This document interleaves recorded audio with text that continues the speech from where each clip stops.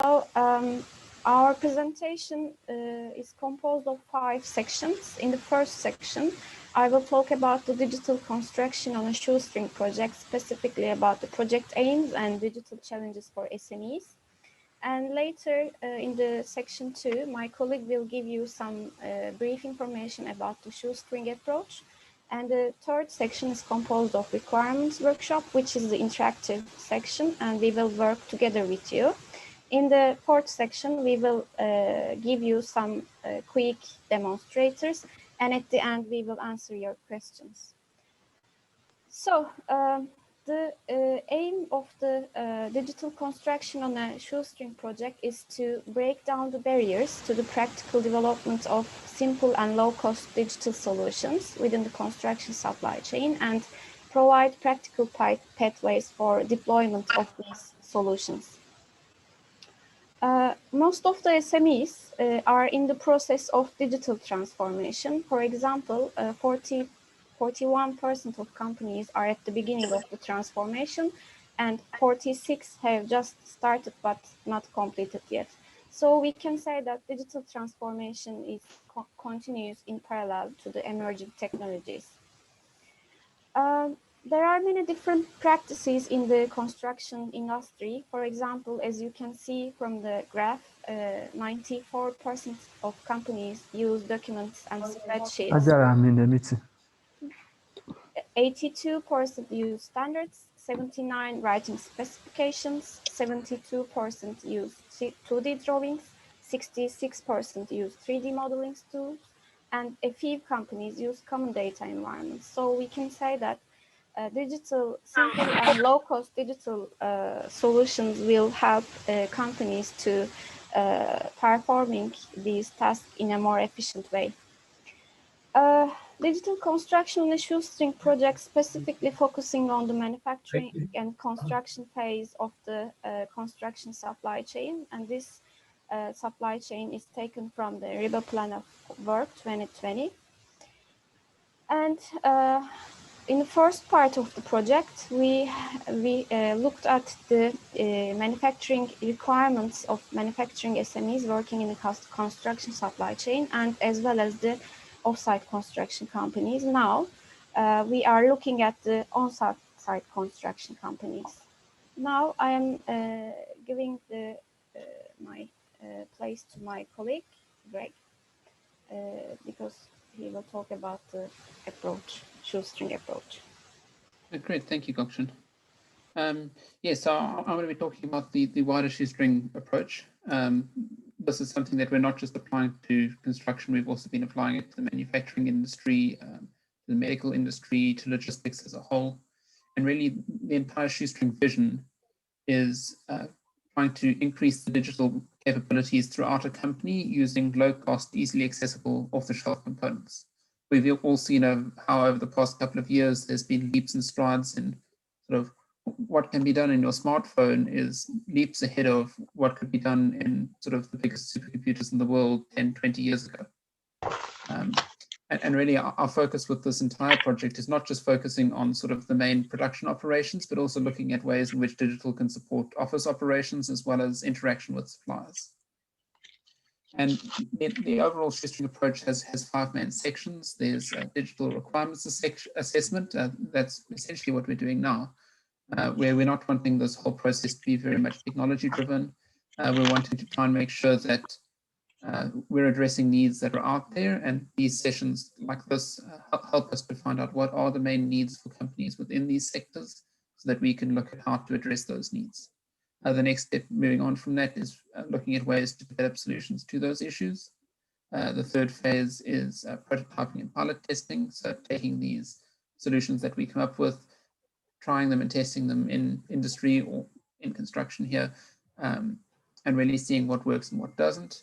The fourth stage is looking at incremental integration, so looking at ways in which you can start with something small and simple and adapt it and extend it as your needs grow. And the fifth is dissemination, so getting these ideas and these concepts out there into the wider industry. As I mentioned, the first part is looking at a requirements assessment, and one of the things we want to do as part of this is try to come up with like a ranking, so we can say that most companies are interested in these 5, 10 things. And how we do this is with a set of forms in 1 hour virtual workshops like you're engaged with now. Once it comes to actually developing solutions, our approach to this is that we look at essentially on the left here, you have a set of off-the-shelf technologies. And the idea is that we can wrap these in what we call building blocks, which are sort of standardized forms that can be plugged together. And we take these building blocks, we put them into standard combinations. Typically, these things, they have things that they go together with commonly. And we take these combinations and use them to form solutions. So examples of this include things like part tracking, job monitoring, other examples which we'll go through throughout the course of this workshop. And the third phase, when we go into prototyping and pilot testing. So here I have an example of something that we've done in the manufacturing side. So one of the companies that we've worked with, they have etcher tanks used to manufacture printed circuit boards. And these are sort of older pieces of equipment. They've got panels on the wall that have all the information, but currently what they do for quality control is there's a guy that wanders around with a clipboard taking down measurements. And that's very much limiting their ability to sort of get insight into how their process is working and what's working well and what isn't.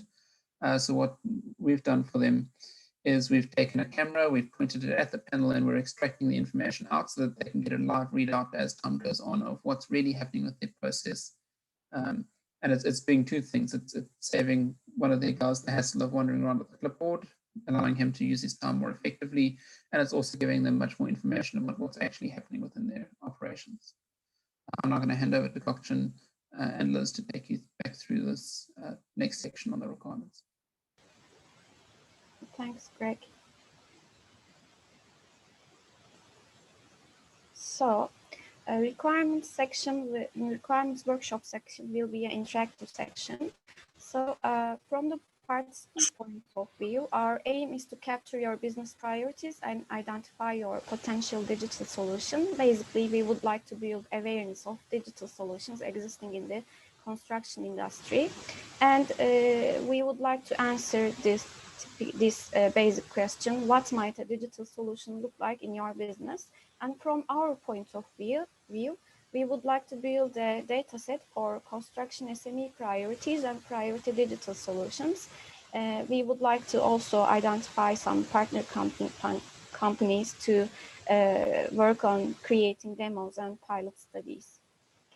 So workshop approach has 2 steps. The process has 2 steps. First of all, we will identify your highest priority order winners and business constraints for your business. And secondly, we will identify the specified requirements in terms of your specific digital solutions. The outcomes will be like identification of your priority areas, understanding of your digital requirements, and analysis for a specific digital solution. So what is an order winner and a business constraint? Order winner is the main reason that the customer wants to buy the product from your company. We have 5 main areas under the order winners. These are price, quality, unique value, delivery, and ethical position. Price means that you have the lowest market price in the marketplace. Quality means that you are building qualified products. Unique value means that the production of the products are unique in your company. Delivery means that you send the products on time. And ethical position means that you are building your product in an ethical manner in terms of social, environmental, and humanitarian perspective. Business constraint is the main limitation that prevents your business growth. Again, we have 5 different areas under this: people and information, plant and equipment, supply chain, and demand. People and information means that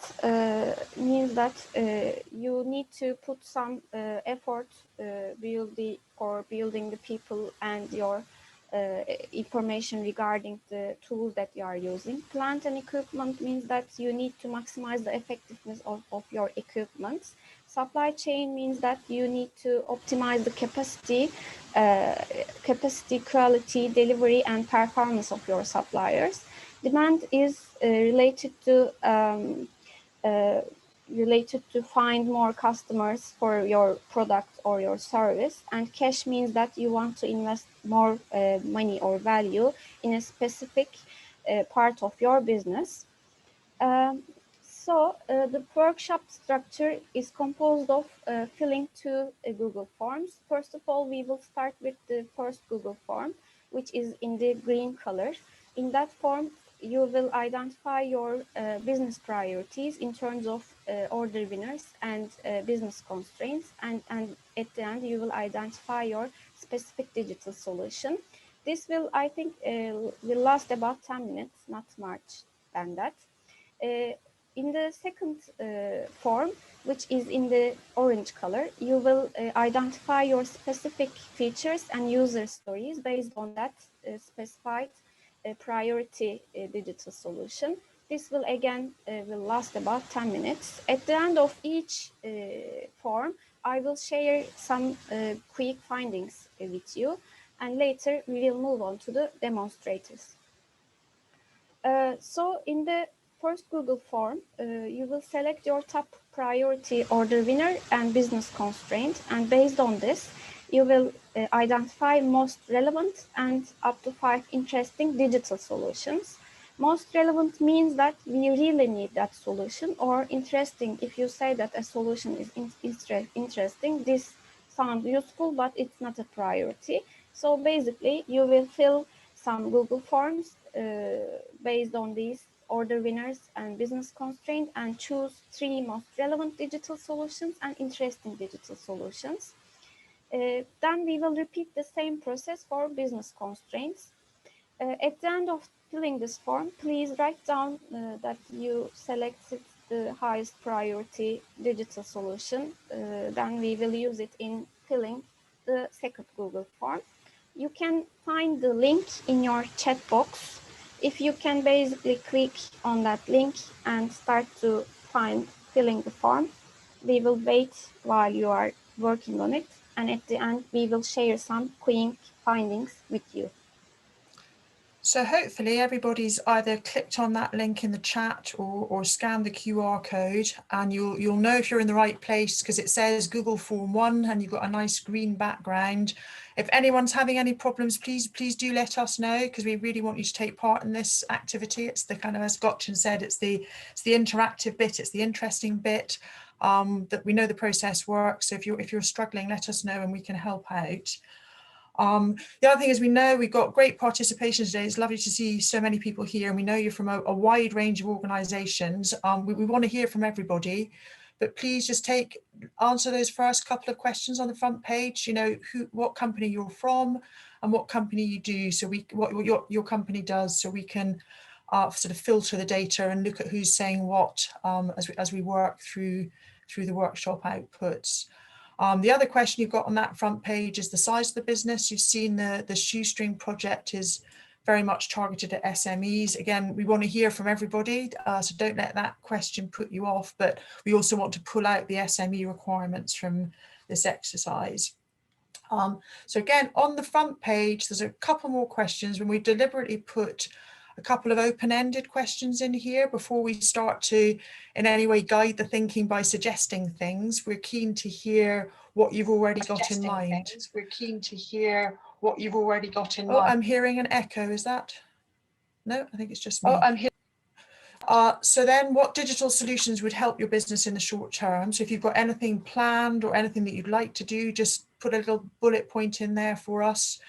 And related to that, if there's any particular benefits you're seeking, pop a little bullet point in there on that one. So the front page has got a couple of compulsory questions, just so we know what kind of business you're from. And then if you've got anything you can tell us about planned digital solutions, please put those in as well. And then when you've done that one, you can click on next, and that takes you on to the next page. And then we start to get into some of the stuff that Gotchen was just talking about. So I want you to think about your priority order winner. So this is the sort of, why do your customers buy from you type question. If you're not actually a construction SME, still feel free to answer this question as if you were one. I say we'll be able to filter out who said what. We're interested in views from everybody. So you've seen those 5 order winners there that Gotchen talked about: the price, quality, unique value, delivery, and ethical position. In the old days when we ran workshops in person and you'd be sitting next to someone you hadn't met before, we'd be encouraging you to talk to each other at this point, to sort of have a little discussion about, oh, is it price, is it quality, which one matters most to my customers? You know, obviously both are important, but which one stands above the others when customers are deciding who to buy from? So sort of have a think. And, you know, we know they're all important. You'll be able to rank the rest of them on the next page. But if you can choose your top one here, after that kind of conversation in your head with an imaginary neighbour, choose your favourite one and then click on to next, and you'll see the others ranked there as well. So whichever one you chose is no longer on the list, and you've got 4 left to rank in positions 2, 3, 4, and 5. I think most people find this step a little bit easier because they've taken the most important one away.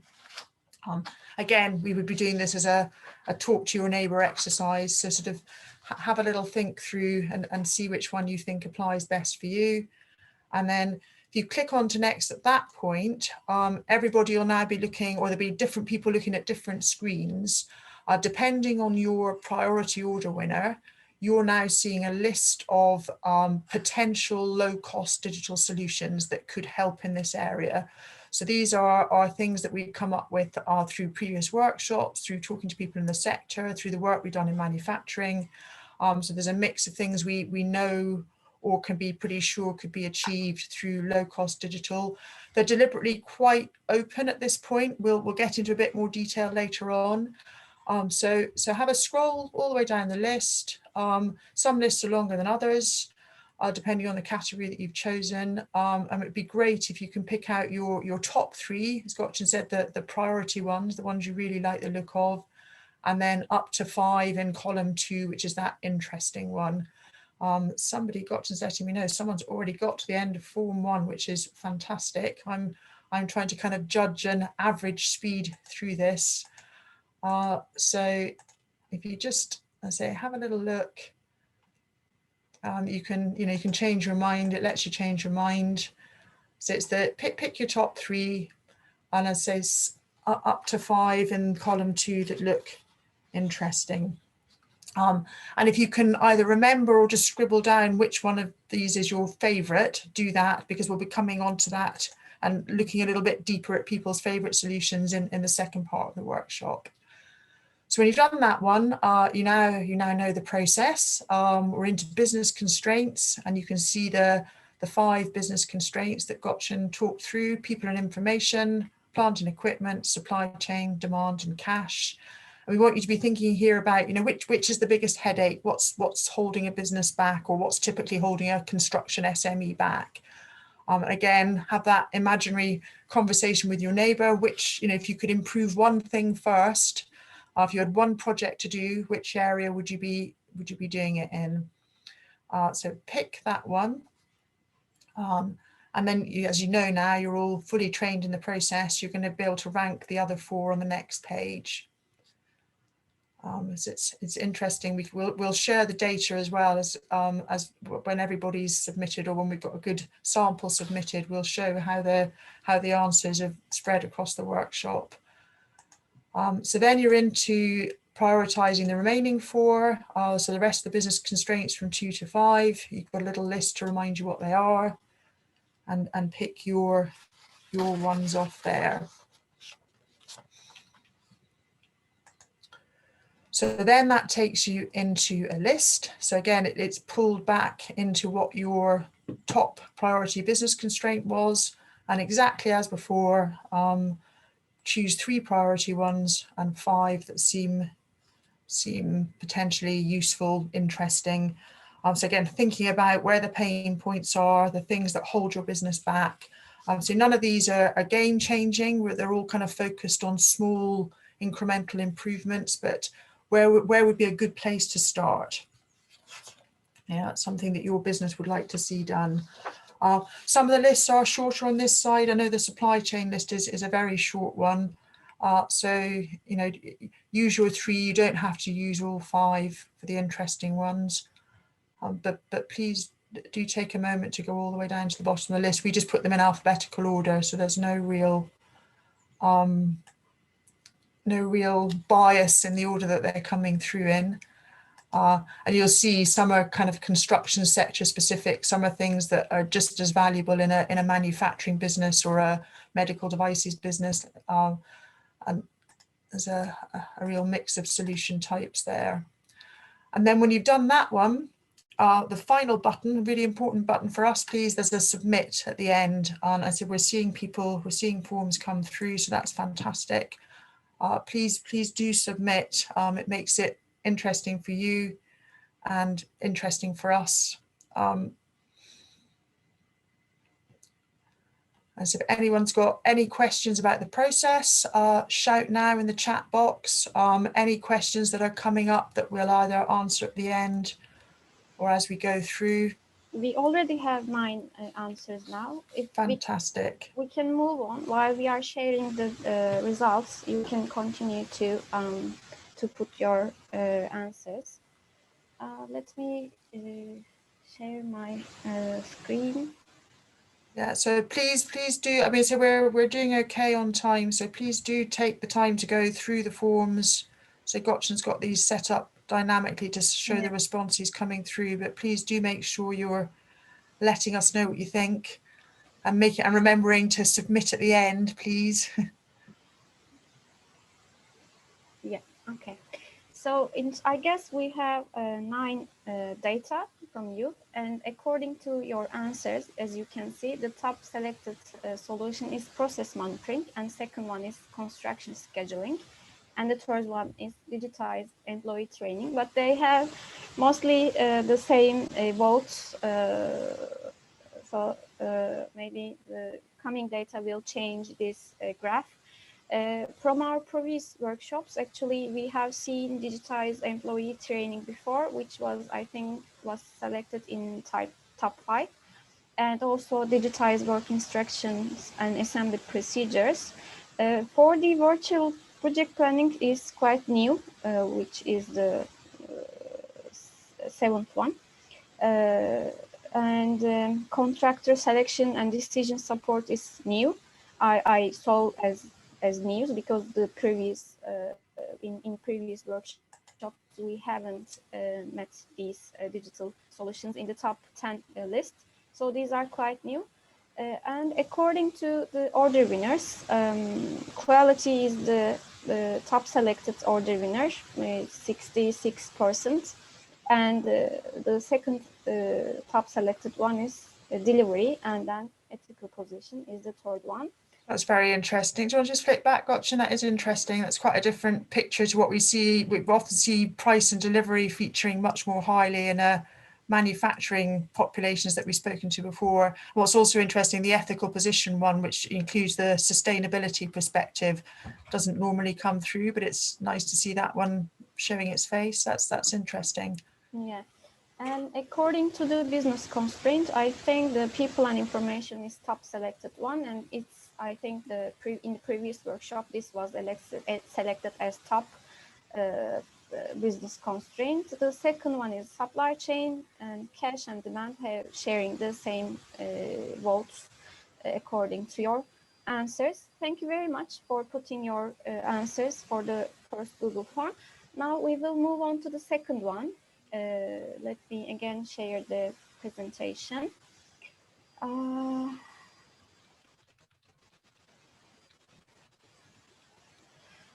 So I shared the workshop findings one, and now for the second form, we would like you to put the user stories and features.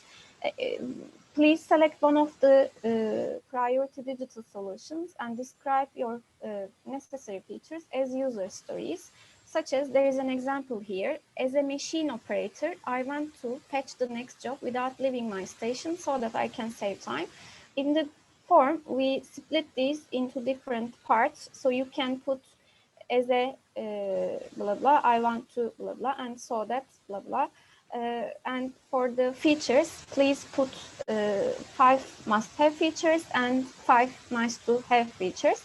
You can the top selected digital solution will be dynamically fed into the second form. So you can select your top digital solution from the drop-down list and put your user stories and features accordingly. And please find the second Google form in the chat box. Okay, so that is the one ending VJU9. I've posted that into the chat box as well. So hopefully everyone's got that one and can click through and find Google Form 2. You'll know it's Google Form 2 because it says so, and you're now on an orange background. Again, please let us know if you're having any problems with that. First question on the front page is just to give us the company name again, because that shows the linkage between Form 2 and Form 1. Then the next box you've got is we've given you a pull down list which automatically pulls through the top 10 from the first exercise. So probably your solution, your chosen solution is on there, but if not, then type it in that box which says other digital solution. So because what we're going to do is take your favorite thing off that list, the thing that looked most interesting to each person at the workshop off that list, and have a little think about what do you actually mean by that? Because as I said, those are quite deliberately left open as headings, and obviously will mean something different in terms of implementation in different businesses for different people with slightly different flavors to them. And that's very interesting for us when we're considering about what these solutions actually look like in practice. So once you've decided and told us what the solution you want to talk about is, paste that in there and click on to next. So the first question is trying to get a bit more specific about, what does the solution really need to do? We've given 4 slots there, four bullet points, but we need to have one must-have feature. What's the killer feature for this solution? We are talking shoestring, we're talking low cost, so just having one must-have feature is absolutely fine, and we don't let you have more than 4. And Greg also talked about the overall shoestring process looks a kind of, and if you probably don't remember, but further down that shoestring picture, we talk about incremental solutions and building on. So, think about a good place to start, a must-have feature, and type whatever that bullet point is in there. And then we have below that, once there are, you can scroll down and say up to 4 must-haves. There's then nice-to-haves. You don't have to put any of these, but we've given space for up to 4 nice-to-have features. So just, the picture in your head that you had of the solution in your business, we're trying to capture that now. So, just the headline on what the solution would be doing in your business or in the application that you had in mind. And then when you've got your thoughts down on the kind of shopping list, it's almost like the kind of first draft mini specification for a solution. You can click on to next, and then we have this idea of user stories, and we're showing our manufacturing roots here. We've given a kind of very manufacturing example, but hopefully it's a relatable one. So this could be something around work instructions or information or logging data, and something that a machine operator wants to do without leaving their station so that they can save time. Yeah, so the user story idea is to be thinking about who would use this solution and what would it be doing for them specifically. So if you click on to next, so we think first for the main user. So who is the person who would be the main user of the solution that you've got in mind, whether it's someone sitting in a back office collecting data, whether it's someone working in the mud and the rain on a building site, or someone bringing material onto the building site, whoever you had in mind, who is that user? So that's question 1. What is it that they are actually trying to do? What's the job we're trying to help them with? And why do they need some help with that? Yeah, so as a whatever, I want to do this so that you can help me with getting my data recorded more accurately. Yeah. So once we ask for 1 user story. In fact, we ask for 2 user stories. We can go up to 4. Typically we find there's a kind of 2 main perspectives on a shoestring solution. So if you put in from the perspective of the first user, And then if you can have a think from the perspective of another user, or there may be the same user may have another story to tell or another reason why this might be useful. So you just need to get your mindset into the perspective of the user, and that's what helps design good practical solutions. So we've gone through this process of where's the business either wanting to help grow or feeling pain, what kind of solution types exist to support in those areas, and now we're into what would that solution look like in your business, who would it be helping and how would it be helping them.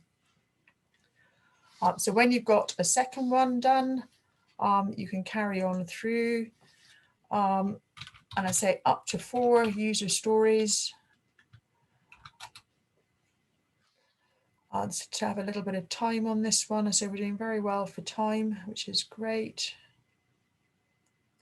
So this is a slightly different mindset. So we're kind of offering you solutions in the first half, and now we're making you go think a little bit harder on what those solutions would actually look like in your business.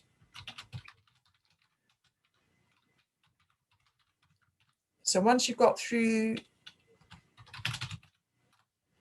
that bit of the form,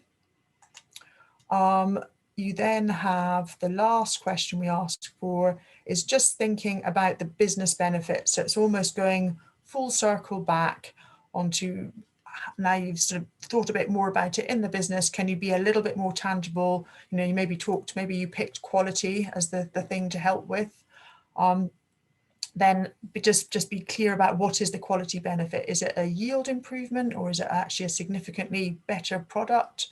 And what part of the solution is delivering for you. Yeah. So, and again, we've given, if you can put 1 in there, that's great. And we've given space for up to 3. And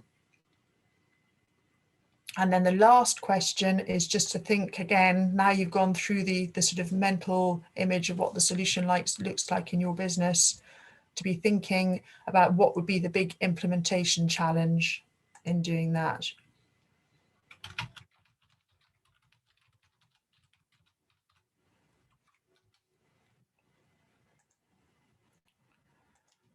And then when you've done that one, to submit. And the challenges one, again, so these are all a bit more reflective, these questions here. But thinking, the challenges are, sometimes it's around skills, sometimes it's around integration, sometimes it's just, finding the time to get things done. But it is really interesting for us to understand what the different perspectives are on challenges. Yeah.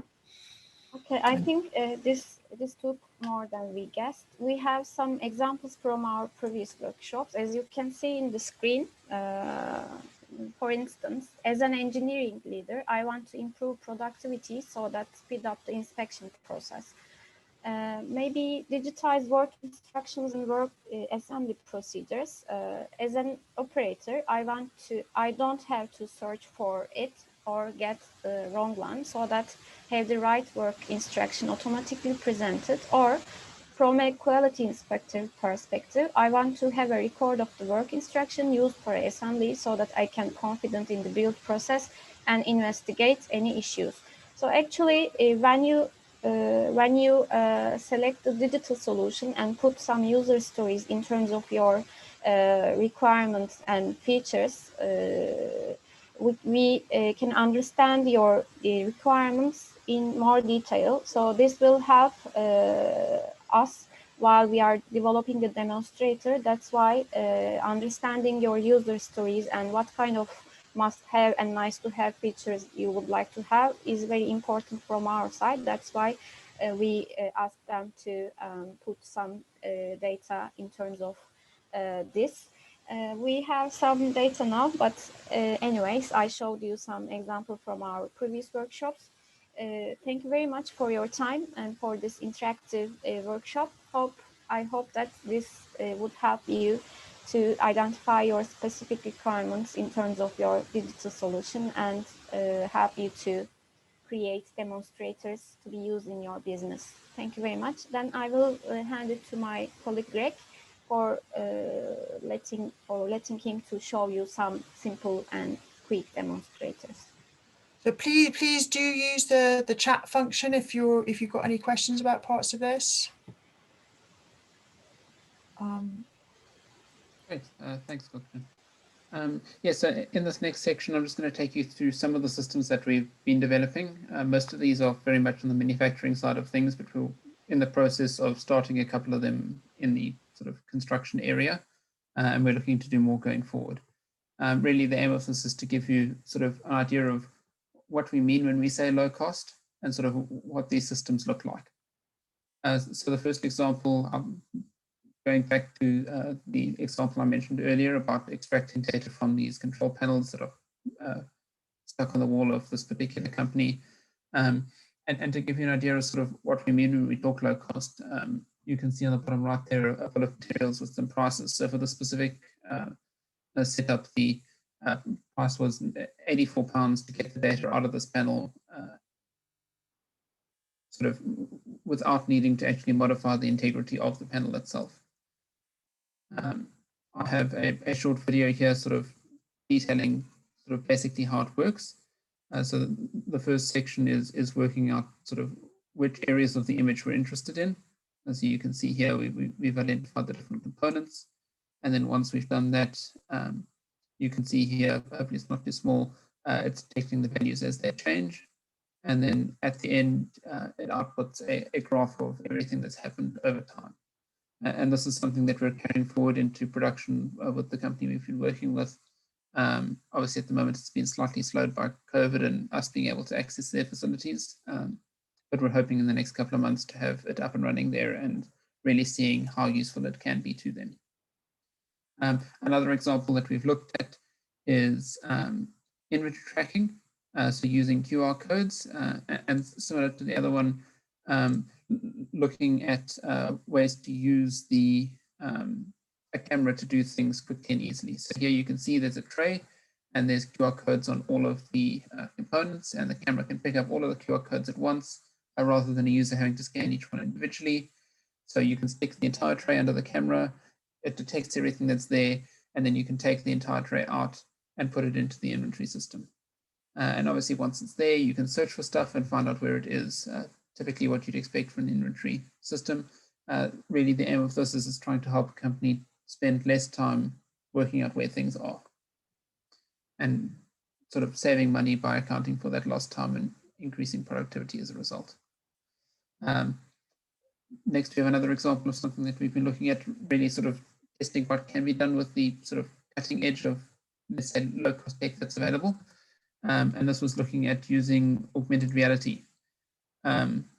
So essentially what we did here was we used some augmented reality to detect targets. You can see one at the back here. And the idea is that a manager could be walking down the shop floor, or in your case through a construction site, and there's something they want to know. So in this case, we linked it in with that inventory system. So they want to know what is the stock levels like. So they can take a tablet or their phone, they can point it at the target, and it detects what you're looking at and overlays information about what you're looking for. And really the aim of this demonstrator is showing how you can use some of these technologies to essentially improve the accessibility of information to somebody as they move through an environment. Another example that we've been looking at also along this line of sort of cutting edge is seeing if there are ways in which we can incorporate low-cost voice systems. So in this particular scenario, we've been using an Amazon Echo Dot and the Alexa voice service to interact with a piece of equipment. So the idea is that you can say to the machine, I want an M3 nut, please, or M4 bolt, and it'll rotate and provide you with the correct thing. So the idea is that if a worker is busy putting something together, they don't have to try and work out which part they need next, and sort of where is it stored, which bin is it in. They can ask the system, it's presented to them, and they can just take it and put it in. We've also got some other examples on using voice, but I'll get to that now. This particular demonstrator is looking at monitoring. So in this case, we looked at a 3D printer because it was nice and easy to move around and take to shows, for example, back when that was possible. And what we did in this particular example was we attached some hardware directly to the 3D printer, and that hardware was pulling information out of the 3D printer's control system, so getting that information directly out of the system in terms of the temperatures. as well as adding on some bolt-on sensors to get additional information that isn't available from the system itself. And this can then be carried through to a variety of sort of applications, whether it's for capacity monitoring, so working out how well your piece of equipment is utilized, through to trying to do some diagnostics or sort of quality interpretations. We also have been involving students quite heavily in this work, so seeing if there are ways in which they can help us to engage with these low-cost technologies. So in this particular example, it was trying to make it nice and easy for people to start using some of the digital fabrication technologies that exist. So in this particular case, it was using a touchscreen to cut strings on a CNC router rather than having to have the operator learn how to sort of use a CAD software package, for example. And obviously this isn't a high precision application, but it really gets somebody used to the idea of what these tools can do. I mentioned we come back to some voice. So in this particular example was a project looking at ways to help workers that were sort of encumbered by PPE and other equipment. So in this case, we were looking at welding applications where the workers might have large welding gloves on. And as the company that purchased with this idea, they just moved to digital drawings on their shop floor. And as a result of this, the employees now they couldn't just page through the drawings, they needed to operate a mouse and keyboard, and this was a bit of a challenge for them. So we tasked the students with coming up with an approach to sort of rotate and pan the drawing. So as you can see here, the users asked the system to rotate the drawing, and if you can see in the screen over here, it rotated it. I'll just say that again. That didn't go back far enough. There you go. So a lot of what we're looking at here is very simple systems. They're low-hanging fruit, they're quick wins, and really trying to solve a minimal problem for a company, something that's causing a headache, in as practical a way as possible. Thanks, Greg. There's a question in the chat about whether we've used RFID tagging in combination with a QR code. Is that? Not yet, but that's definitely on the cards. Yeah. So to pick up that question, someone from Nigel Austin, and just to pick up Greg's response and comments there, if that's something that someone's interested in, please do get in touch with us, because we're looking for companies to work with on demos and pilots. Yeah, there's some contact details there, and to understand that use case and make sure you'll have seen we're still rooted heavily in manufacturing, so we are keen to get some really interesting construction use cases. Also, while Greg was talking, Gotchen's now had a chance to look through some of the stuff that we've had in on Forum 2, and has got a bit of stuff to share with us. If you take the screen back, Gotchen, and show a few of the interesting ones. Yes, sure. It's always interesting for everyone to see what everyone else has had to say. So just a couple there. The data came very late to the Google Form 2. That's why I showed you the results from the previous workshops. So this is the data from you put them here.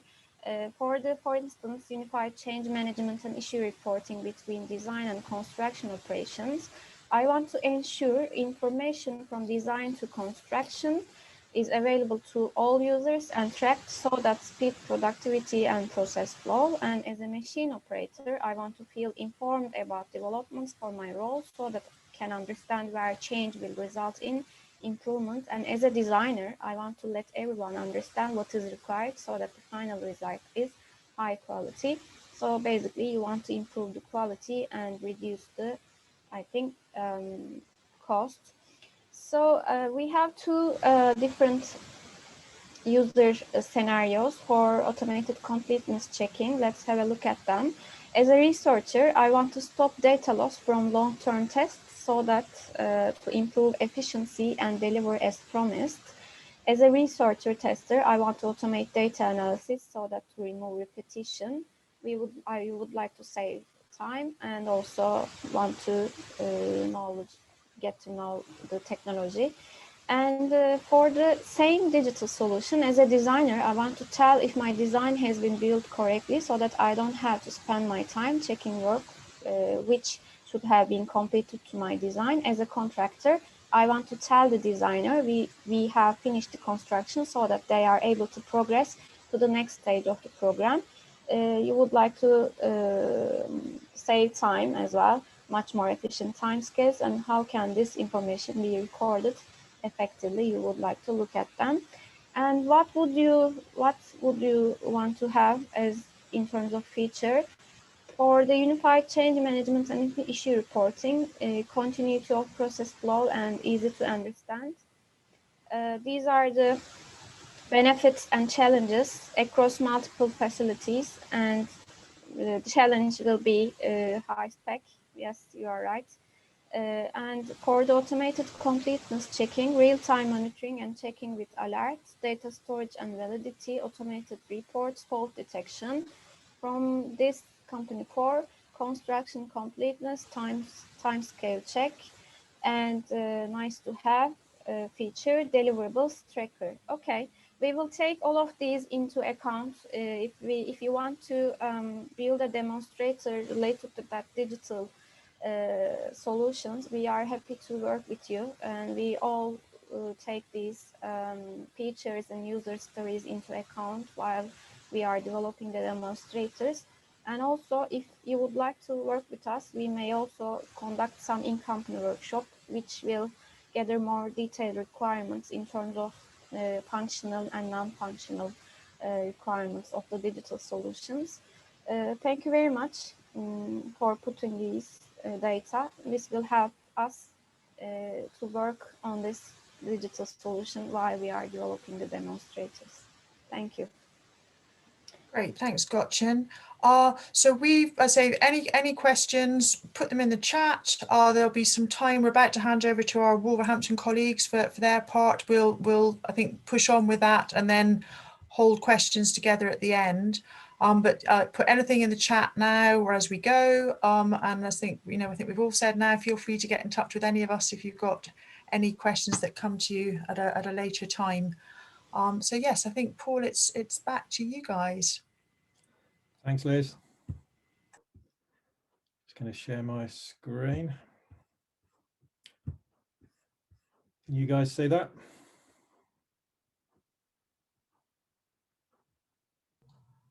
Yes. Fantastic, thank you.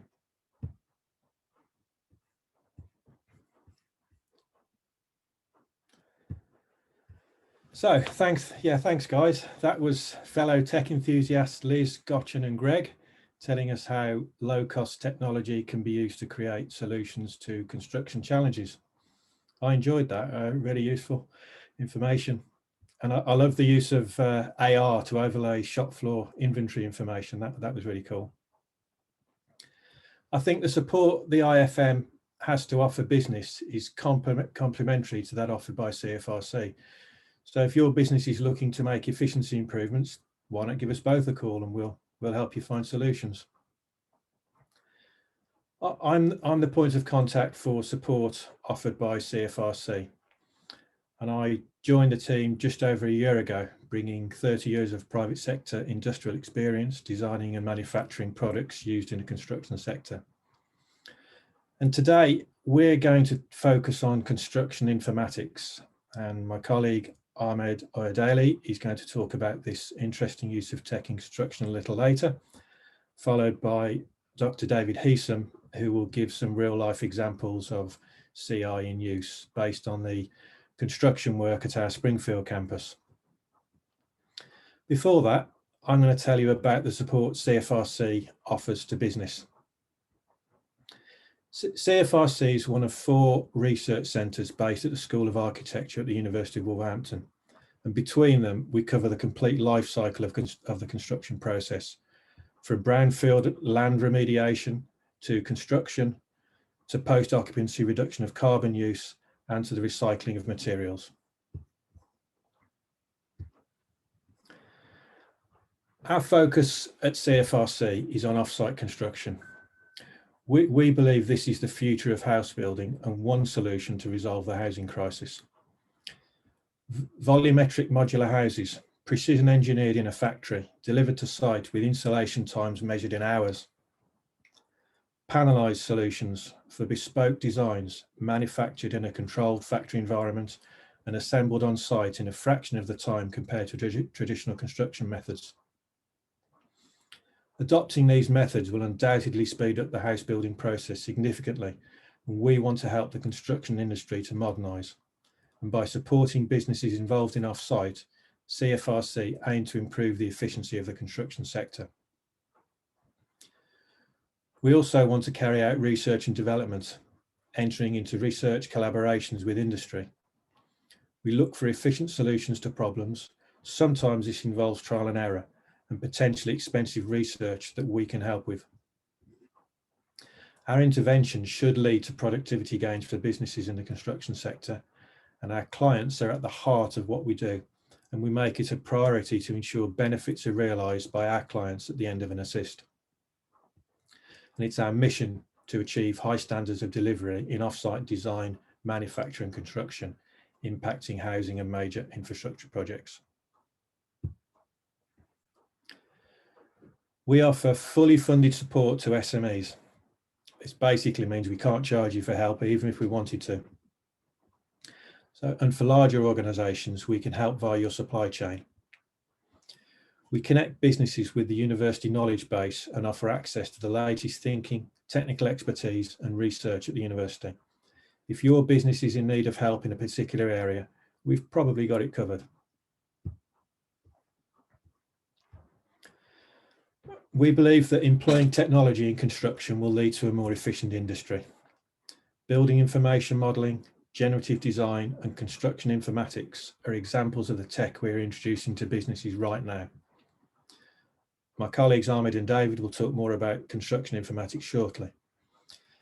Building information modelling offers significant benefits to organisations who adopt it. BIM is a broad term describing the process of creating and managing digital information about a built asset during the design, construction and operation of that asset. It's not just about creating a 3D model. BIM is about providing all of the information required for the lifetime use of that asset. For example, during the life of a building, 75% of the costs are on post-handover operation, and having access to a BIM model can help cut those costs. BIM allows for virtual models of built assets to be created collaboratively and tested in the virtual world, ironing out problems before the construction phase. And CFRC can offer help to support on BIM Level 2 compliance. CFRC employs digital techniques such as AI, VR and AR to help develop more efficient workflows. And adopting modern methods of construction such as prefabricated buildings means houses can be built more quickly and efficiently, benefiting from precise factory conditions, quality control and mass production techniques. The results are less defects, less waste, lower CO2 emissions on site and better building energy performance. And all of this increases productivity and reduces costs. Our services are many and varied and include optimizing your manufacturing and construction processes. We can introduce you to BIM, help create BIM product models, which may improve your chances of tendering for more work. You can use our laboratories to carry out tests on your products or materials. We can support all areas of the construction supply chain, from architects to solar panel manufacturers and many others. CFRC uses discrete event simulation to build a virtual model of your manufacturing process, helping to discover bottlenecks and efficiency improvements. Run different what-if scenarios. For example, what if I move that machine to this new location? What if I change the layout of the shop floor? What if I use 3 people instead of 2 on this process? Discrete event simulation can answer these and other questions by running simulations based on accurate real-world data. Make changes in the model and see the effect on your productivity before potential costly changes in the real world. So if you're interested in construction anywhere in the supply chain and you're a qualifying SME, CFRC can help. And if you would like to find out more, my contact details are on screen, or simply pop a message in the chat box. And I'd like to thank you for listening. And I'm now going to hand you over to my colleague, Ahmed Oyedele, who is a lecturer in construction informatics. Are you about, Ahmed?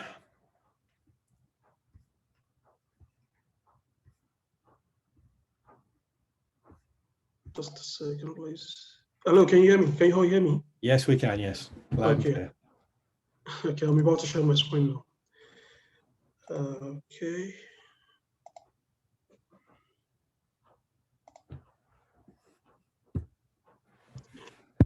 So, thank you, Paul. I welcome every one of you to my presentation on construction informatics, how to apply, how to apply technology in construction can improve productivity. My name is Ahmed Oyedele. I'm a lecturer in the School of Architectural and Built Environment, University of Wolverhampton. Before I dive into talking about construction informatics, I would like to quickly show you my outline. So I'll start with the introduction and then themes of construction informatics and life cycle stages of construction, common challenges in the construction sector, current research technology trends in construction informatics, and then the conclusion. So construction informatics is also known as computer integrated construction. Some people, they call it computing in civil engineering, and but it's mostly commonly known as construction IT. Themes of IT in construction lifecycle stages. So we've got 5 stages in the construction lifecycle in terms of IT from an IT perspective. The first stage, which is the visions, strategies, and requirements stage. In this stage, the vision is to have to make construction, to have construction as a new economy, and the vision describes the desired state or what is envisioned to be achieved. Defining the vision can help to inform decisions. So we've also got different IT strategies. For the requirement, the role of technology is an important one. Leveraging on technology can help propel the construction industry to be more efficient and cost effective. The second stage is the analysis and the design stage. In this stage, the technique methods that will be employed here is the modeling technique, and this consists of process modeling and product modeling. So the process modeling is the technique designed to understand and describe the process. It is the tool used for improving workflow, making the process of delivering a construction project more efficient and cost effective. The product modeling is an efficient data management method. Moving on to the third stage, which is the development stage. This stage can be broken down into 3 typical stages. We have the pre-construction stage. During this stage, objective and goals of the project has to be outlined. It is also in this stage that project team is put together. Softwares are also adopted. Then we have the deployment stage. In this stage, this is where the magic happens and the project comes to life. And finally, we have the asset management stage, which is the last stage. Some of the challenges in the construction sector. So here I've highlighted about 7 ways to mitigate some of the challenges in the construction sector. We have the first one is closing productivity gap, improving life cycle sustainability, improving environmental impact, adopting offsite modular approaches, improving profitability, ensuring costs and schedule accuracy, enabling smarter workforce. Current research trend, technology trend in construction informatics. We've got about also about 7 of them that I've listed here. So we have big data, Internet of Things, building information modeling, digital twin, artificial intelligence, AI, robotics, augmented reality, and virtual reality. Big data has helped to improve the process of acquiring information from a pool of large pool of data through an efficient and timely computation. Most big data platforms make use of cloud computing. So the use of data to optimize construction operations is the next frontier of innovation in the industry. There are various data formats in construction, such as DWG, short for drawing.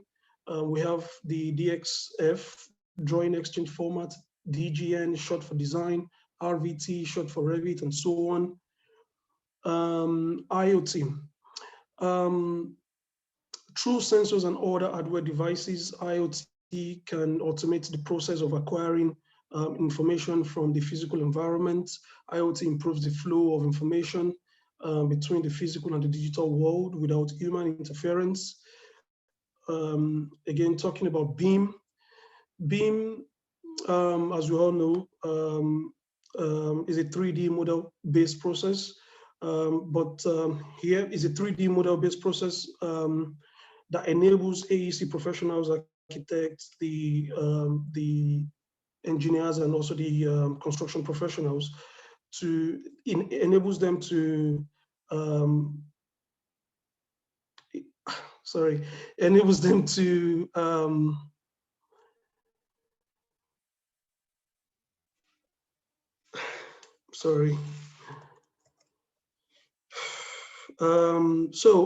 moving on from that, then we have, so now looking at the charts, we have the the BIM. There are about 4 stages in BIM. We have the design stage, which is the programming phase. It starts from the programming phase, then the conceptual design. We have the detailed design as well. And then we move on to the build stage, which is the analysis and the documentation stage. Moving on to the operation stage. This is where fabrication is done, construction 4D to 5D in terms, which is in terms of cost management and time management. We have the construction logistics. We have the construction logistics, and then moving on to the asset management, we have operation and maintenance. We have renovation. Another research technology trend that we're also looking at is the digital twin. So this is an evolving, a fast-growing technology with enormous potential for asset management and predictive maintenance.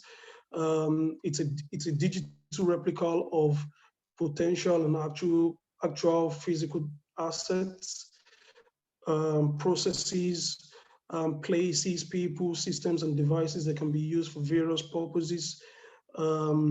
Digital twin integrates Internet of Things, artificial intelligence, machine learning, and software analytics with spatial network graph to create living digital simulation models that update and change as the physical counterparts change. Another one is AI. AI is a machine that mimics human cognitive functions like problem solving, pattern recognition, and learning. Artificial intelligence is improving how delivery of smart construction through intelligent support systems for enhanced decision-making. AI applications include risk mitigation, site hazard, generative design, enhanced resource allocation, site hazard identification, enhanced resource allocation, and big data processing. Robotics is another one that can help in the research technological world. So robotics are being used to get construction work done quicker, cheaper, and more precise, detailed with the goal of automating processes and increasing productivity. We know that there's an example of that, which is the 3D printing. I'm sure we've seen videos of 3D printing circulate all over the internet, especially on YouTube. About recently, there was a 3D printing that was able to print 10 houses within 24 hours in China. So these are some of the things that robotics, AI, and all of that are doing at the moment. Some applications include the automation of construction processes, additive manufacturing, enhanced workforce, exoskeleton, and so on. Improved use of robotics with adequate safety consideration for the construction site will improve the delivery of fast and quality products in the construction sector. Now we have the augmented reality and virtual reality. These two technologies are improving the access to visualizations and important information during on-site activities or imaginative project design. Realistic visualization is also improving the involvement of clients in project planning. And then that brings me to the conclusion of my presentation. Construction informatics is witnessing a global transformation with the advent of the innovative technologies discussed before, such as productivity, cost efficiency, delivery time, quality, and so on. Most of these technologies are already being used to demonstrate improved profitability and stability of construction operations, even though the adoption level is very low. The current capabilities and future prospects of these technologies provide a great wealth for improving the construction sector. Thank you. And I would like to hand over to Dr. David Eason. Thank you, guys.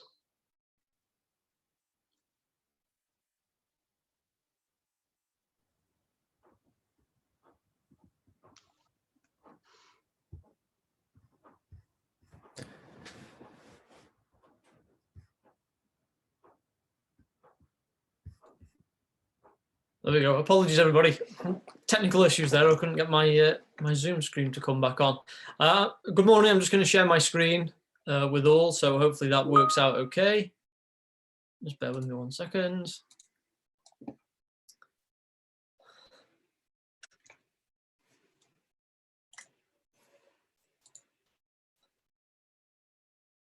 And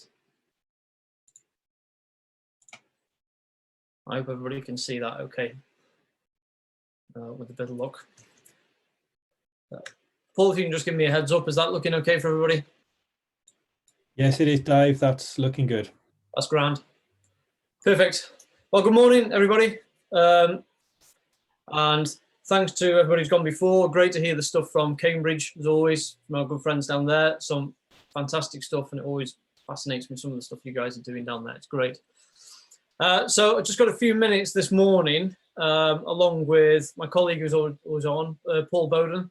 I think he's got his camera on now, so we can give you a wave as well.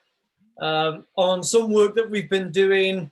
Actually, we started this work, I guess, really in sort of 2019, but it had its sort of beginnings quite a few years before that. And we called it sort of the presentation, Capturing Digital Data During Construction Phase.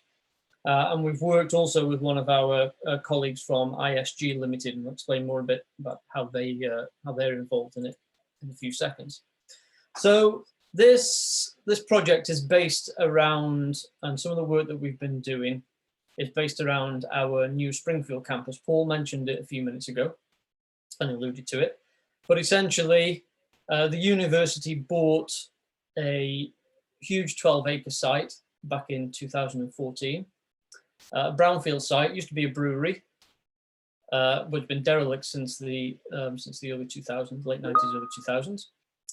And we bought it to regenerate it. And on that campus, we were building a new school of architecture and built environment, brand new school. So we've invested around about £100 million on this site through the university. Exciting campus. Everything from a high school on there that's construction focused, through to the new campus building for the School of Architecture and Built Environment. And we're just about putting shovels in the ground now for the National Brownfield Institute in addition, and then we've still got 6 acres to play with. So we've got a lot of development going on there. But the one that was sort of, I guess, particularly exciting to us was we were building a new school of architecture and built environment, which is the building you can see on the slide in front of you here.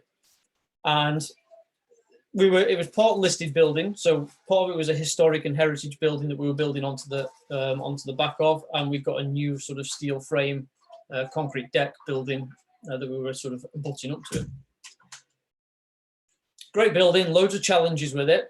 And talking to the contractor, and some of the work that Paul and I have done in the past has been very much around sort of capturing data in various different means. And we had one of these sort of ideas of what happens if we could capture all this data as it's going on through construction. So going beyond the generally without construction projects on the campus, and I think a lot of people do this now. You put a webcam up and you monitor construction like that, but we had the idea of what happens if we could digitally capture it sort of at its key stages with all the technology that we've got, with the measurement data, and get sort of records of it as it's going up. And that's sort of where we come from. So this gives you an idea of the scale of the building on the side there. This was the old heritage part. All this down here is the new build. It's a ground +2 building that ties in here, the big atrium space in the middle. So it's quite a cool building. You'll see a few bits of it later on. So we thought about this. We had this idea of, let's try and capture data throughout the construction process. We talked to the contractor, the main contractor, ISG.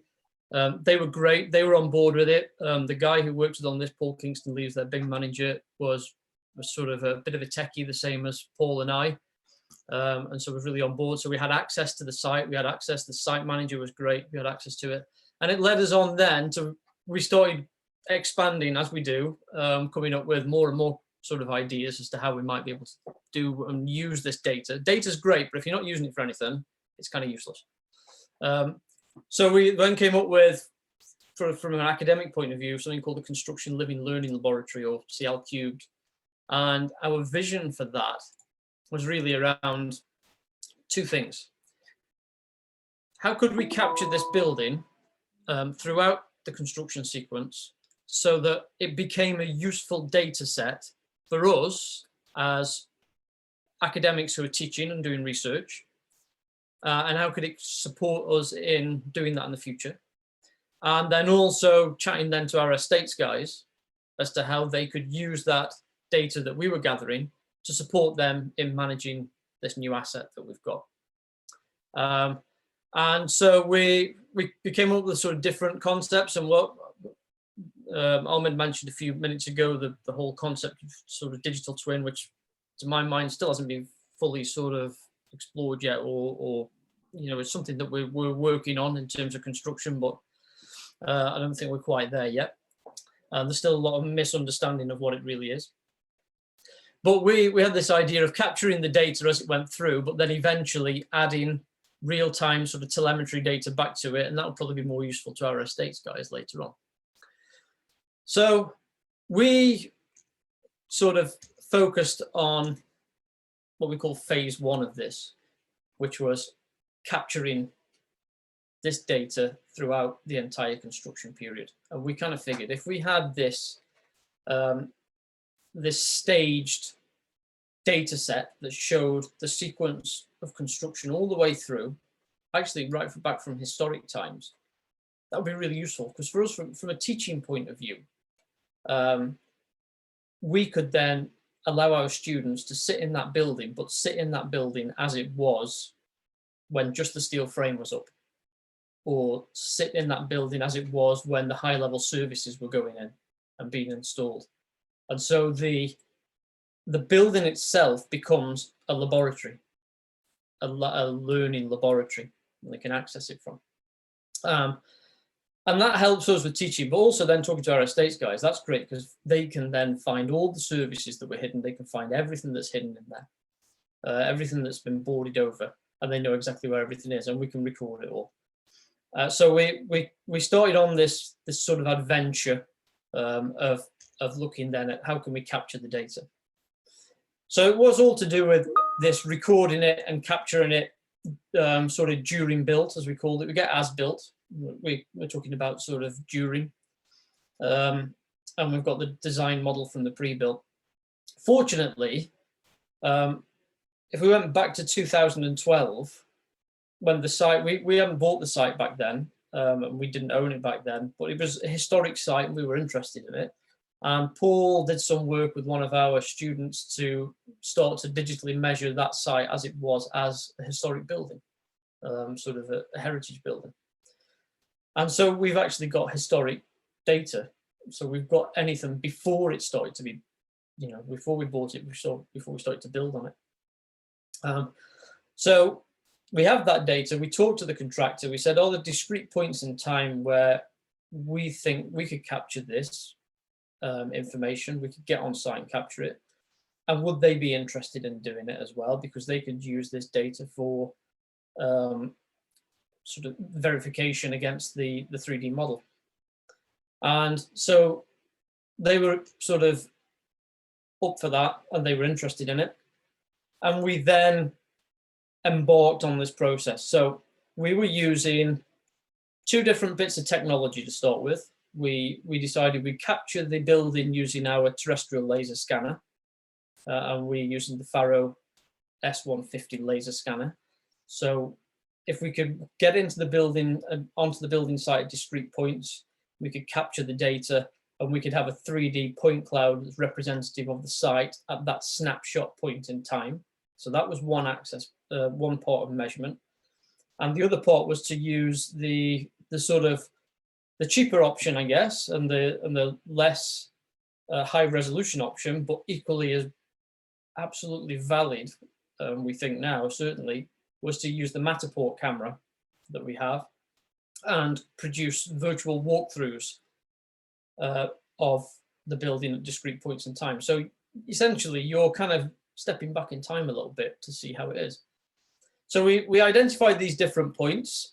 We have the sort of 2012 heritage building. So we had it as it was before we started demolishing parts of it.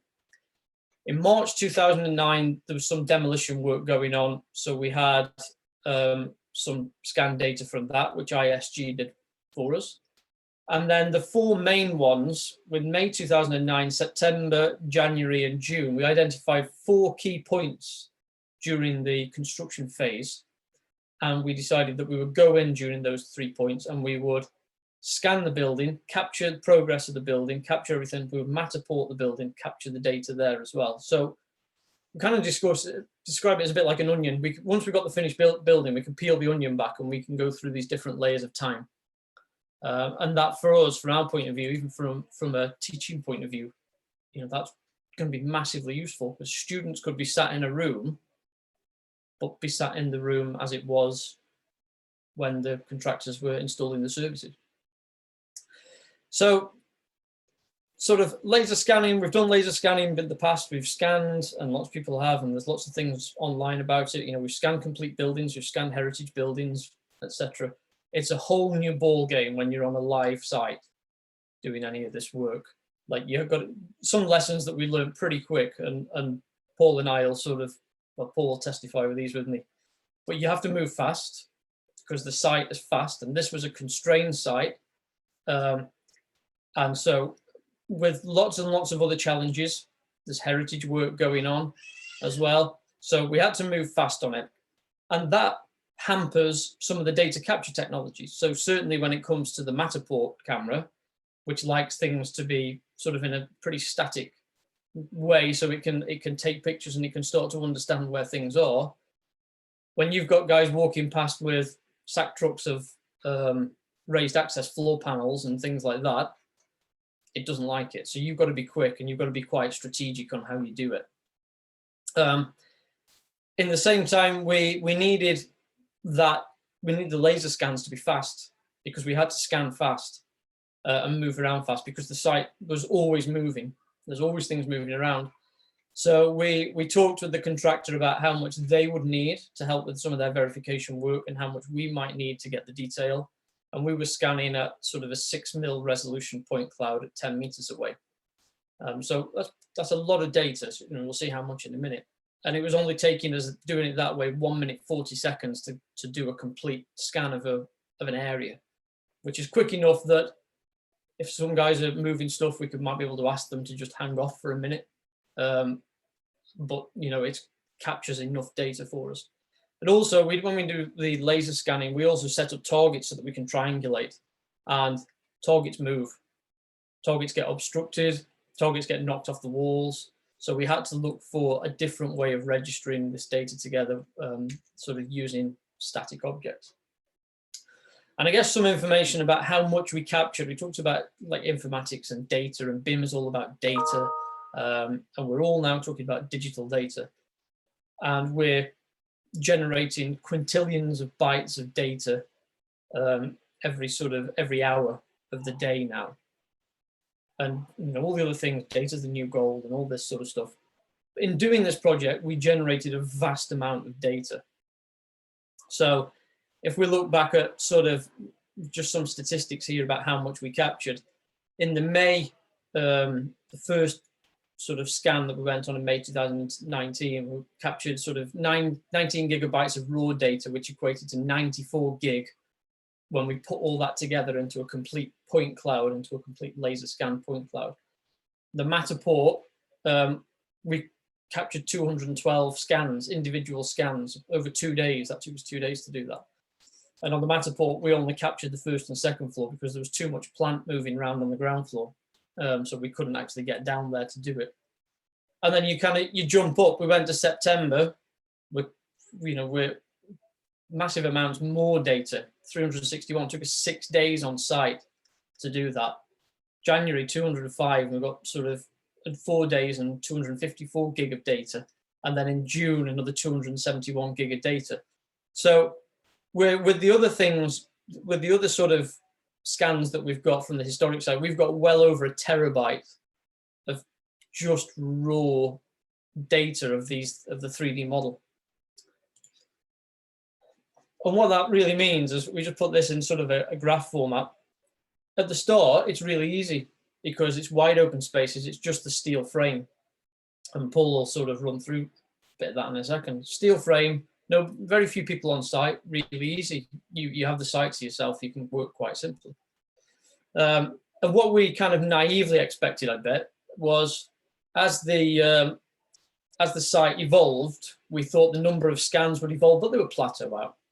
So, you know, our biggest concern at the start was the number of rooms that we would have to scan within the building. So we thought as the number of rooms sort of solidifies, then it would plateau out. It doesn't work like that. That's a bit of research that we found, you know. Once you get more trades on site, you get more hassle. And you get more things moving around, and you get clutter, and you get storage, rooms being used as storage. The more things that are there on for storage, you have to set up more and move more around. We had a huge range of scaffolding in the atrium, which blocked us out, so we couldn't scan part of that. So our data that we were capturing was really sort of dependent on how much activity was going on site, and not to record that activity, but it actually impacted on us being able to record the data on site, and because we had to avoid different trades or work around them. So it was an interesting exercise for that, but we did manage to capture some great data, and I'll just run through these, and then Paul can fire up one of the Matterports to show it. But it kind of shows you in May, it's nice, open, wide spaces, very simple to do. We come to September, and we have a huge scaffold in the middle of the room. We're starting to use storage areas, lay down areas within the actual building itself. So our number of scans went up, the amount of data we captured went up. Then in January, we started to see parts of the building get finished off. So some parts be really sort of busy. So those parts that were finished off, they became much easier to capture data with. But you see from sort of things like this, where you start to get storage areas, so you have to work around them. So we kind of went over the peak a little bit and then started to come back down. And even then in July, when things are starting to get more and more finished, you still got a lot of scans because there's still a lot of finishing off work going on. So you're still hampered a little bit by moving around. So that was sort of some of the interesting findings from doing that, a vast amount of data. Where we're going to go in the future, we're going to put all that together into sort of a 4D platform, so that you can scoot back through the time and then scoot forward through the time. So you can essentially, you've got a bit of a time machine, you can navigate backwards and forwards. We're doing some virtual tours of that whole period as well, so you can peel back the layers.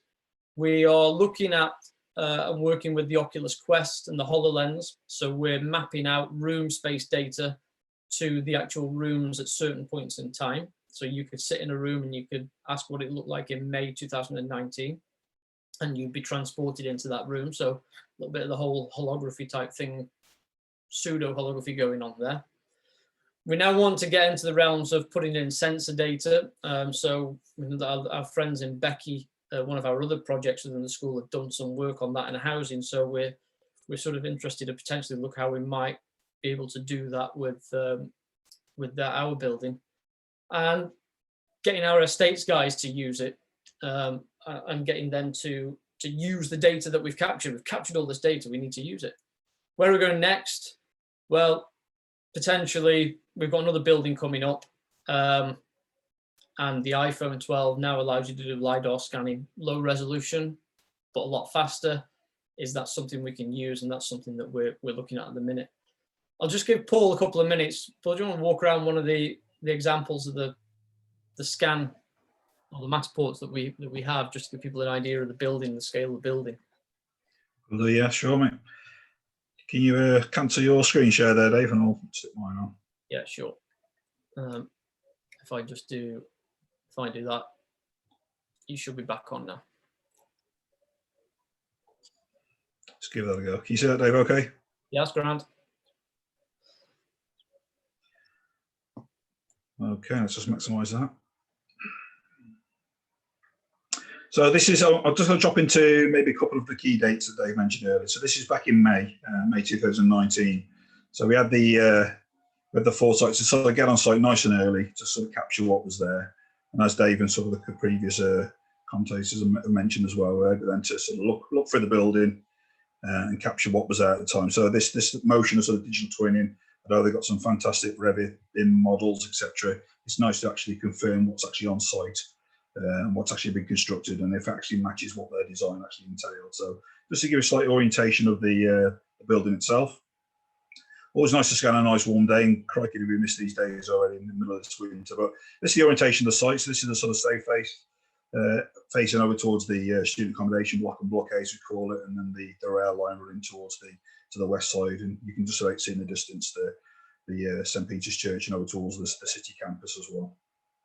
So yeah, very, very close, only a few minutes walk away from the main city campus. But what we did, using the Matterport system, so it's a combination of infrared scanning, photogrammetry, and 360 panoramic images, which enables us to sort of automate and sort of stitch this process together as well. So you can see the little hot spots on the ground, which enables me to sort of to click on and to walk through. And also, as we sort of traverse through the building, it also enables us then to add things like asset tags as well. So this is just the information that came down from from ISG and from Associated Architects, the architect guys on site as well, giving us the information about the class spaces. So walking around it now, we can visually see the sort of size of it, not just walking through a sort of an AR or VR model as well. As Dave mentioned, we weren't allowed on the ground floor on the first tour in May. You can see how sort of live it was downstairs, and they're still excavating some of the lower grounds to remove the embankment almost area for the lecture theatre. But what we also did to enable us to sort of stitch these buildings together in 3D, we use some of the existing buildings. So we use that sort of geometry and some of that information there to use as sort of scan targets. So we're allowed to sort of kiss off some nice perpendicular faces, flat faces, etc. And this was the previous external part of the building as well. So this was almost an internal courtyard many, many moons ago. And you can see some of the doorways and stuff are still even being constructed. So as Dave mentioned as well, putting targets out on the site to use for triangulation later was a difficult thing. You know, and these, we could put some targets on steels and they'll be painted over, they'll be sprayed, they'll be powder coated, or fire assembly coated as well. So they'll be sort of hidden away. So for this process, we had to scan from all the floors. So you notice here, just tucked behind the steels here, we've got the scanning spheres. So we dropped 5 spheres around the sort of atrium area, which enables us to scan from the ground floor up, middle floor across, and then from the top floor down as well. The camera really likes things that are static, as Dave mentioned as well. So anything like the columns we can get around. It likes lots and lots of shade. It doesn't like, because it uses the infrared technology, to get sort of whited out during sort of bright spots here. So when we sort of move into these areas here, it does get a little bit lost. And a lot of these times, then again, with trial and error, we'd walk into one area, scan, and walk back out, and have to go back in again. So the amount of scans actually we use to process differs somewhat to actually the amount of process scans we actually use to sort of stitch others together as well. Jump up onto the second floor as well, and just show you some of the little hidden techniques that we used. So as we walked over onto the sort of same location but on the second floor, these areas here where the sections of the roofs have been constructed, we sort of sneaked along underneath the shadows here as well. So that allowed us to get to the end of the buildings rather than having to jump through this little lit areas here as well. But you can see them sort of materials have been left on site during the building process. And you can see where there was people walking through the shot. Fantastic piece of equipment, both the Faro and the Matterport, but they do attract a nice audience. So we've got many faces of lots of the construction workers coming over to have a look at it as well. So that's using the May data set. If I just move on to the next one, just showing how quick this building sort of in construction phases changed quite rapidly over a couple of months. So during the September, October, we were laid onto the ground floor, so we can just drop into one of those and show you the main atrium area as well.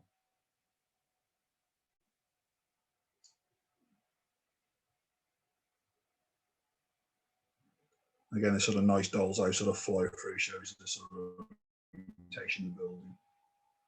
So this is the, as we class this now, as the heritage section, and this is the original part was sort of just built over 2 floors, and we managed to sort of shoehorn 3 floors into it to match the steel construction building as well. But you can see how busy it was. This is the large atrium area they've mentioned, which is sort of scaffolded from sort of ground to roof level, and they're putting all the nice panels upstairs at the time. And you can see the amount of sort of plant as well was on there. So as I mentioned, the guys would walk across. They'd move. I'd use this maybe the scissor lift as a sort of a target area for the Matterport. Come back a couple minutes later, and someone had taken it and moved it. So it was continually evolving. So we were continually going back to site, different locations to rescan and to reorientate the scans to match the previous ones. But you can see the sort of amount of materials which are on site at different periods of times. Some areas are used as hot areas as well. So if they were doing some fabrication work, we couldn't get into those locations. And they were continually spraying the area down to keep the dust down as well. So that's something else we had to sort of consider when we were sort of walking around with these expensive, nice bits of equipment. So this, you can see the sort of lift shafts going in there as well. So if I move on to so that was September, October time, 2019. So the way the guys worked as well, it was a sort of top-down approach. So once they started finishing the top floors, we were able to get back upstairs later to capture that information. I'll work our way back down for the building as well. So this is just the beginning of last year, almost 12 months ago. Same location. If I just drop down to the atrium, just the sort of continuity, you can see how it sort of developed over that period of time. And again, as we went back into it, we kept adding the tags so we knew which location they were, and how they would sort of be in line then later on with this sort of 3D model which we create from the point cloud from the laser scans. And again, you can see how it's sort of developed, and we can jump from different floor heights to get through the building as well. So lots and lots of stitching of scans together. Nice bit about this, it's proved real evident really, is when we've used this is the sort of lecture theatre now. We've used this a lot now for sort of online tours, virtual tours for open days. We've not been able to get students on site this year. So it's been great to be able to sort of take the students around, prospective students, and use this as also a teaching facility, as Dave mentioned, to sort of stitch the what's there now and the historical part of the model. Just jump into one more, into the January one. We're just in January. So I'll just tag on to the next one. And this was going back into sort of June time again now. So again, you can see the speed of development.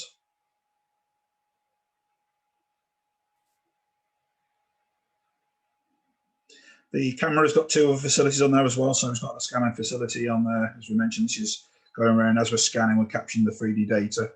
It's also got a 360 panoramic camera facility on as well. So if I just jump outside, we can just show you so these are just purely 360 images which you can stitch onto the onto the 3D scan as well. So she's showing how busy, not just inside was, but outside. So during the scanning process, we also scan the outside and we capture this building being created. If I just jump back inside as well, just to show you the sort of condition at this point. And again, you can see little small things we go along with scan along at one point, and then they have to bring some new planting to remove some of the safety barriers and stuff as well. So as we went back around later, those have been moved. That will throw it the scan again. So yeah, we're quite naive in sometimes times to get in on site. Some of the buildings here, you can see this is one of the targets used for the laser scanning, so that have been moved. Someone moved that as well. And some parts of the building is sort of sectioned off for COVID procedures as well, so they use it for staff rooms. You can see how the sort of hours and directions of travels across the building was also utilised. And some of the ground floor labs there. So you can see how busy the site was.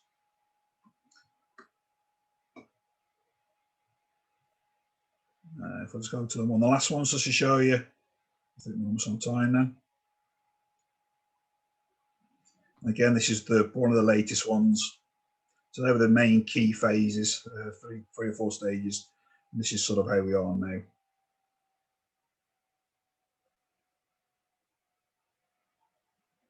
So hopefully in the very near future, you'll be able to pop around in to have a look at the campus so you can actually see what the reality actually looks like from the 3D model, from the scans which are created in this live learning laboratory.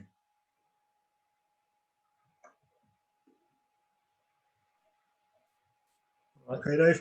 Thanks, Paul. And we'll wrap up with that. I would say hopefully one day very soon we can get everybody and invite everybody onto the campus, and you can have a look at it, and you can have a look at some of the data in a bit more detail.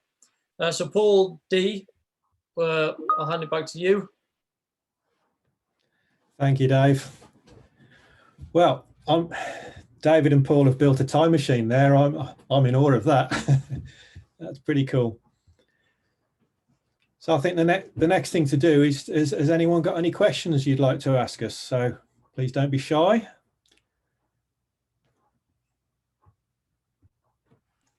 If you have any questions for either the teams, for the Cambridge team or for our team, you can put a question in the chat box, or you can switch your mic on and ask away.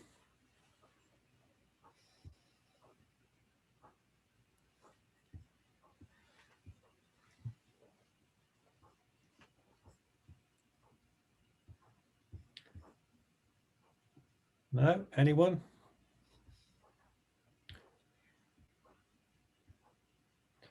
Well, just while you're thinking about some questions, I wonder if we may, CFRC are always looking to do webinars on different subjects, and we want to do things that you guys want to hear about.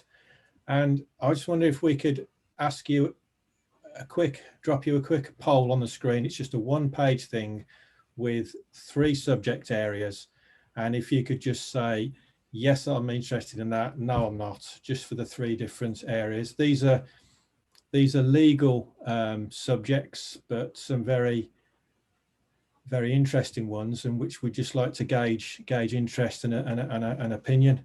If you can see there on the screen. So there's just three subjects on there.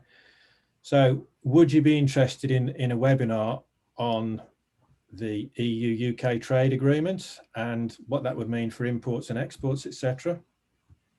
Yes, no, or maybe.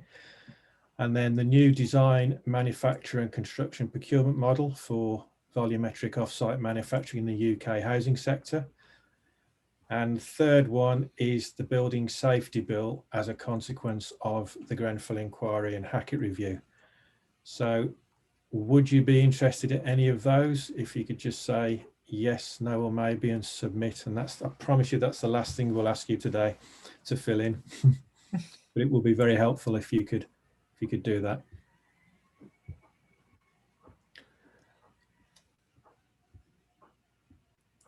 And while that's going on, has anyone got any questions?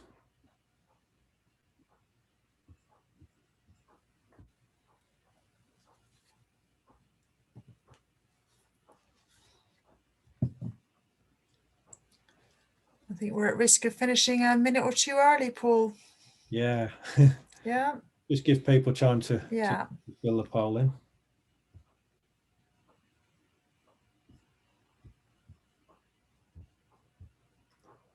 And hopefully, Liz, if we have a third event, hopefully we can at some point meet up at our shiny new campus that you've just had a look at. Yeah, it certainly has whetted the appetite. Looks fantastic. And you too can try out Dave's time machine. Yeah. Brilliant. No, thanks very much to everyone at Wolverhampton for hosting us and for getting such a healthy audience together. Really appreciate it. Thank you. Yes, thank you everyone for joining us. It's really appreciated. And thank you guys for filling in the form as well. That's our little poll. That's very useful.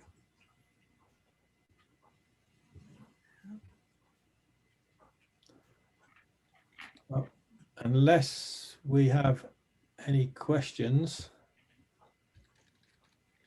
Come on, surely somebody must have a question on Dave's time machine. Does anybody want to try it out? I know I do. Can you imagine myself with the VR headset on in the building? Yeah. Take me to 2019. We'd all appreciate that right now, I'm sure.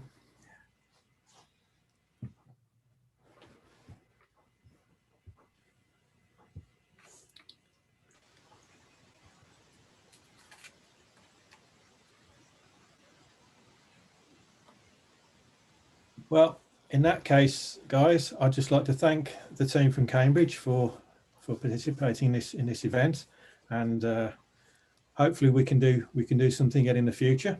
Look forward to it. Yeah. And I'd like to thank you guys for attending, and we'll wrap it up there. So thank you very much, everyone. Yeah. And we're on time. Brilliant. Thanks very much, everyone. Everybody, stay safe. Bye. You guys.